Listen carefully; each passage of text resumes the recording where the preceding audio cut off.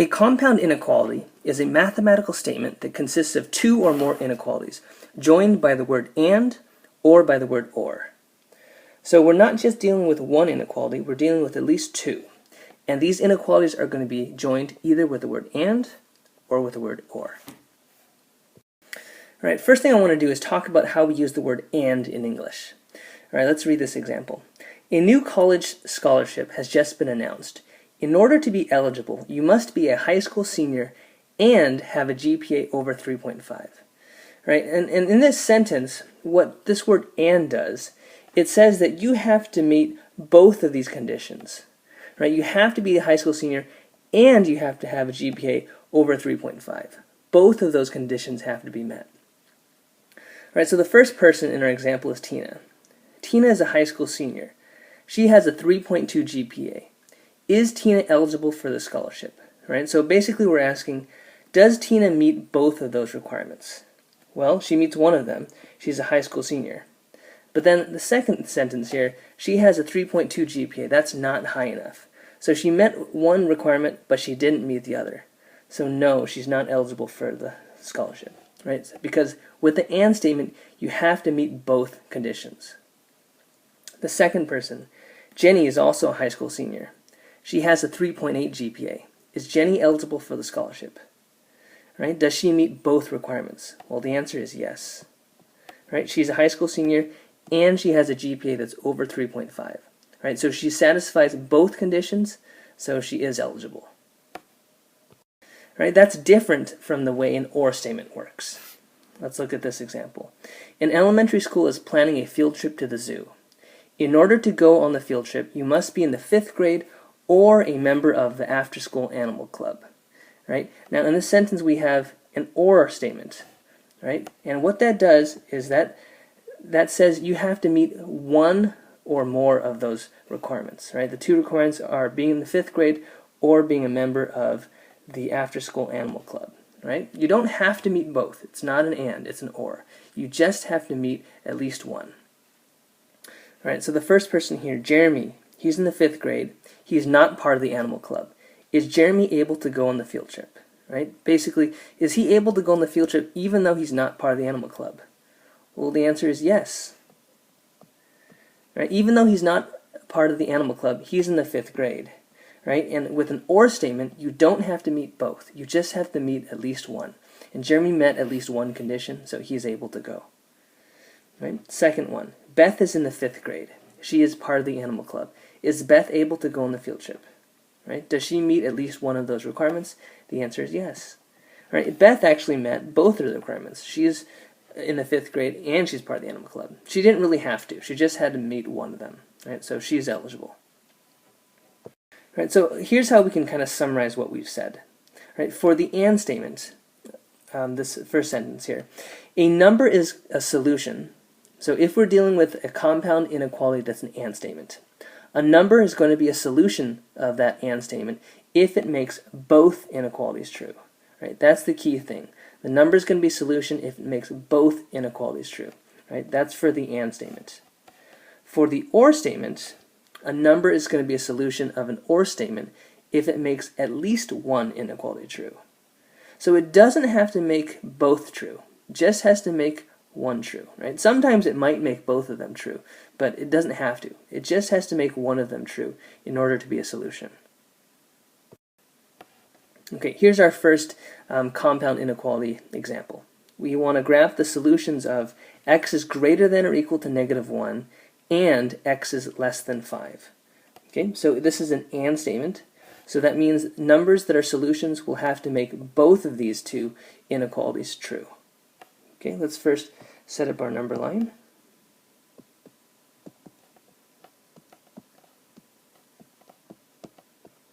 All right, and I'm going to test my boundary values first. So let's test -1.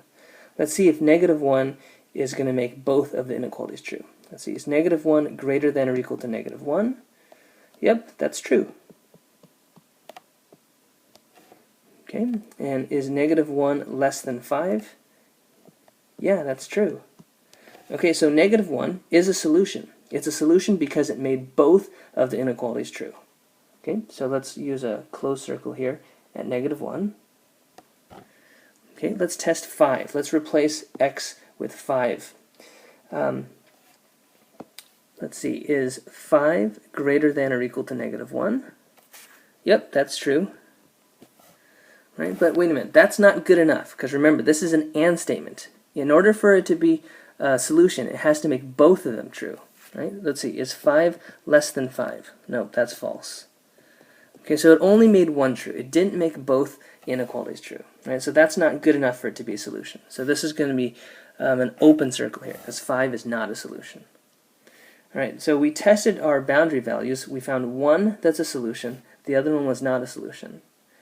All right, now let's test the different regions. All right, we've got 3 regions. We have this left region, we have this region in between the two numbers, -1 and 5, and then we have the region to the right of 5.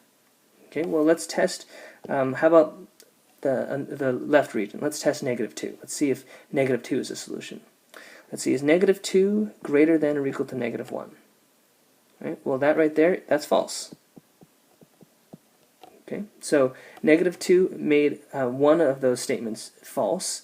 And you know what? I don't even need to test it in the other one, right? Because think about it. For an AND statement, you have to make both inequalities true.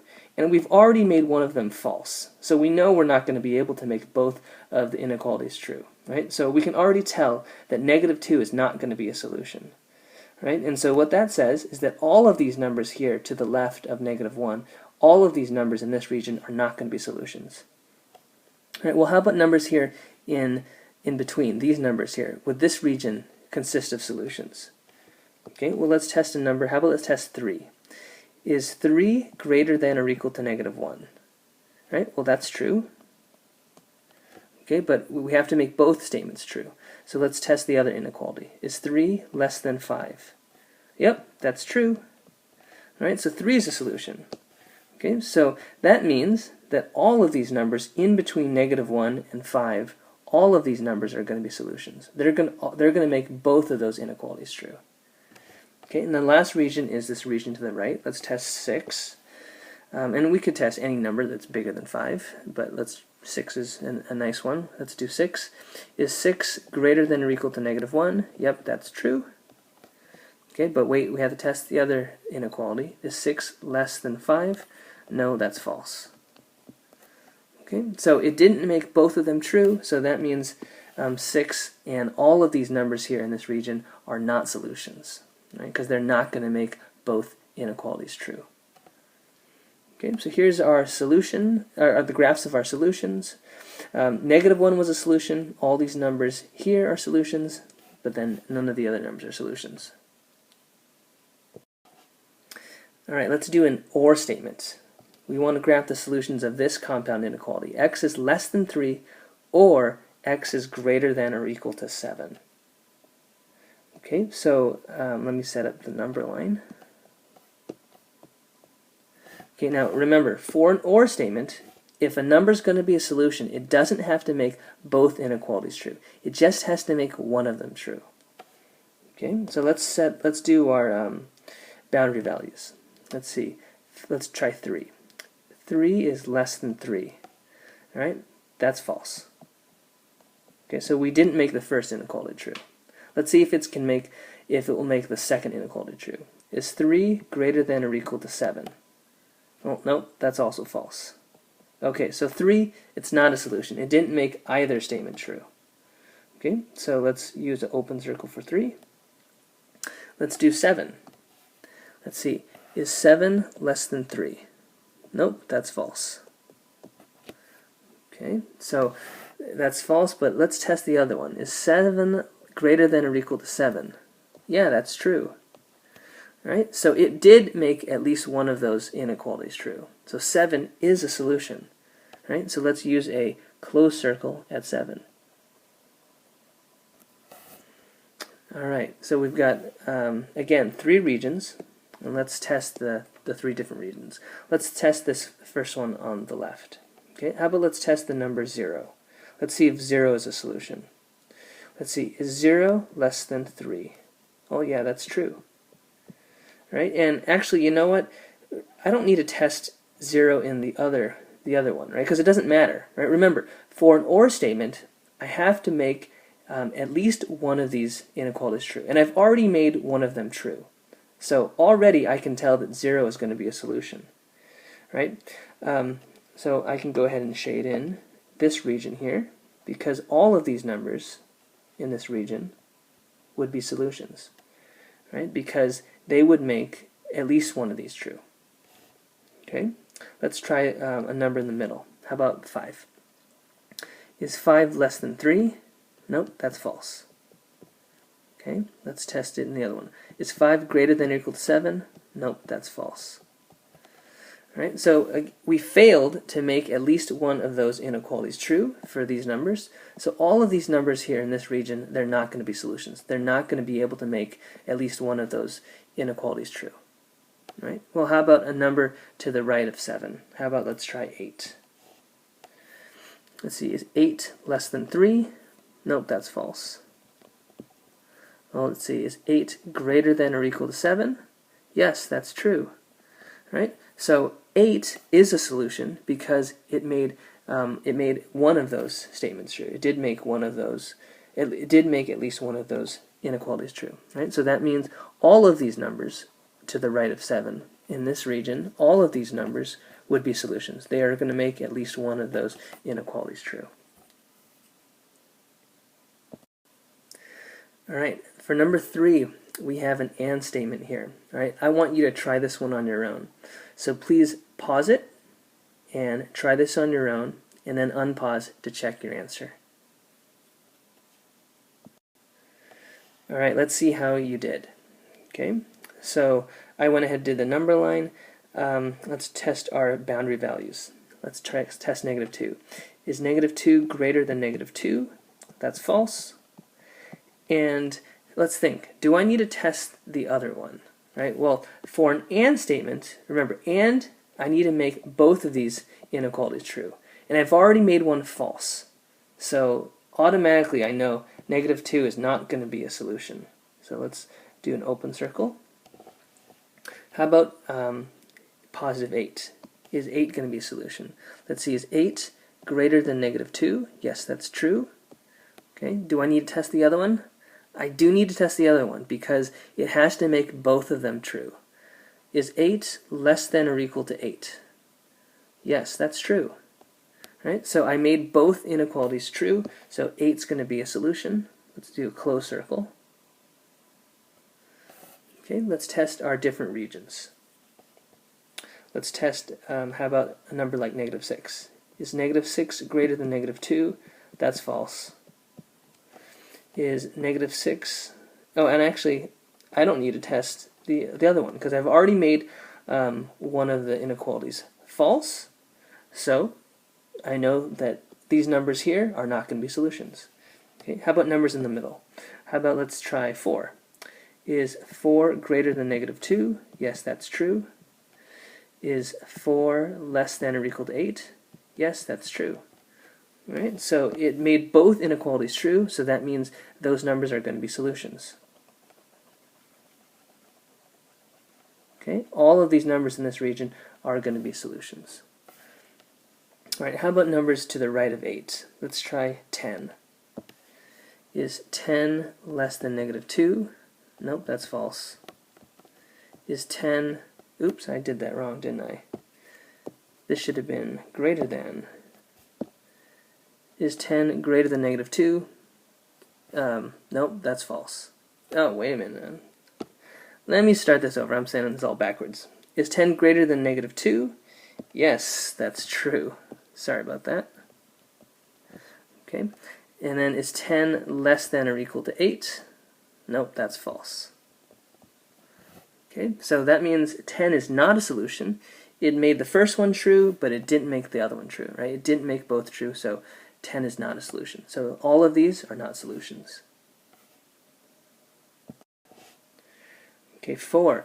Again, I want you to do this one on your own. So please pause and graph it on your own, and then unpause to check your answer. All right, let's see how you did. So for this one, I counted by tens, and I'm going to put, well, negative 17 is about here. Okay. All right, let's let's find our solutions. Okay, let's test our boundary values. Let's do negative 17. Is negative 17 less than or equal to negative 17? Yes, that's true.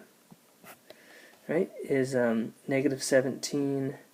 Oh, and I can stop here, right? Because remember, we've got an OR statement. Right? OR statement means we need to make at least one of them true. I've already made one of them true, so negative 17, that's going to be a solution. Close circle. Okay, how about 20?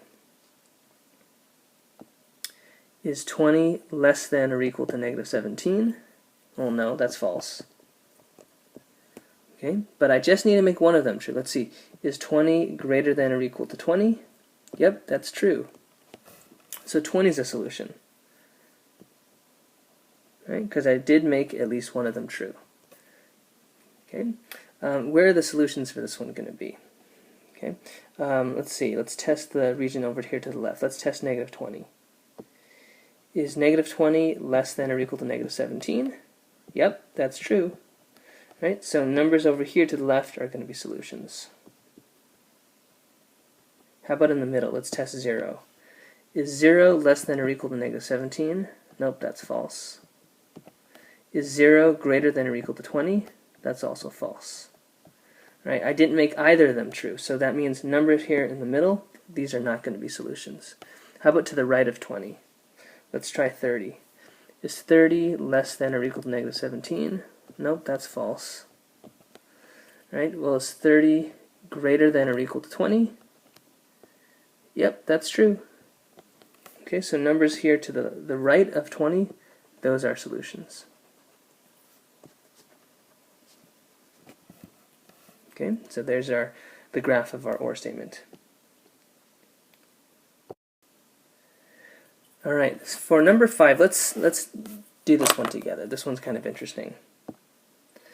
All right, so let's set up our number line, negative 20, negative 10, 0, 10, 20, 30. And negative 15 is right here. Positive 23 is right here. All right, let's test our boundary values. Let's test negative 15. Is negative 15 greater than or equal to negative 15? Yes, it is. So that's true. Okay, and I'm dealing with an OR statement, so I just have to make one of them true for it to be a solution. So negative 15 is a solution. Right? How about 23? 23 is 23 a solution? Okay, let's see. Is 23 greater than or equal to negative 15? Well, yeah, that's true. So 23 is also a solution. Okay, well, let's see. Let's test, how about numbers over here to the left? Let's try negative 20. Is negative 20 greater than or equal to negative 15? That's false. Okay, but is negative 20 less than or equal to 23? Yeah, that's true. Okay, so remember, for an OR statement, I just need to make one of the statements true. I did that. So that means these numbers here are solutions. Okay, well, how about in the center region here? Let's try 0. Is 0 greater than or equal to negative 15? Yep, that's true. Right, so numbers here in the middle, and for an OR, I just need to make one inequality true. So now I did that, so that means numbers here in the middle are going to be solutions. All right, well, how about numbers to the right of 23? How about 30? Is 30 greater than or equal to negative 15? Yes, that's true. All right, and again, I just need to make one inequality true, and I've done that. So that means numbers over here are also going to be solutions.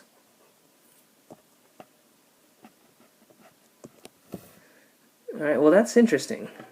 Right? Because if you look at my graph, I've basically shaded in everything. I have shaded in everything.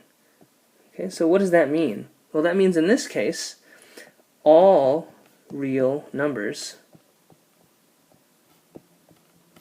are solutions.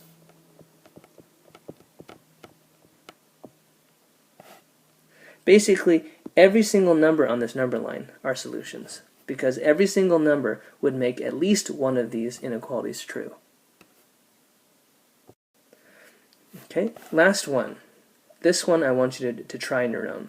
So please pause, try it, do the graph, and then unpause to check. Alright, let's see what we got here. Alright, let's test our boundary values, -3. -3 is less than -3. Oh, that's false. Okay, so -3 is not going to be a solution. Alright, how about 5? Is 5 a solution? Is 5 less than -3? Nope, that's false. Okay, so 5 also is not going to be a solution. Right? Remember, with the AND, we have to make both of them true. So if I've already made one false, well then that's not going to be a solution. Okay, well how about numbers to the left? Let's try -4.